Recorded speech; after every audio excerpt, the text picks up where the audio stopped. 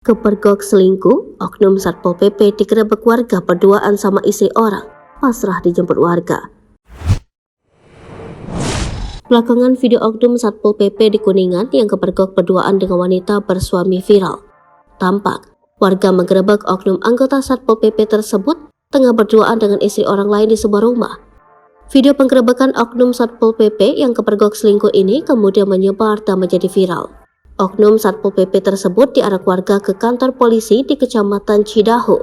Dalam video tersebut, ternyata sosok oknum Satpol PP ini sudah tidak asing dan cukup terkenal di daerah Kuningan. Pasalnya, oknum Satpol PP tersebut sebelumnya pernah berjaga di pos lingkungan kantor Bupati Kuningan. Kini, oknum Satpol PP tersebut bertugas di kantor Kecamatan Cipicung.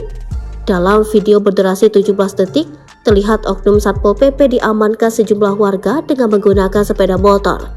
Sosok oknum Satpol PP yang mengenakan kaos putih tersebut terlihat pasrah dengan jemputan warga.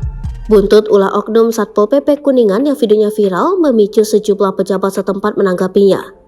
Kepala Desa Cidahu Jaini Muhtar saat dikonfirmasi Tribun Cirebon mengatakan terkait video yang beredar tersebut benar terjadi di desa mereka.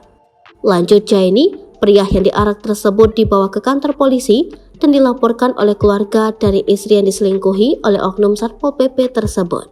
Menurutnya, kejadian dalam video berlangsung pada Sabtu 29 April 2023 malam hari, sekitar pukul 00.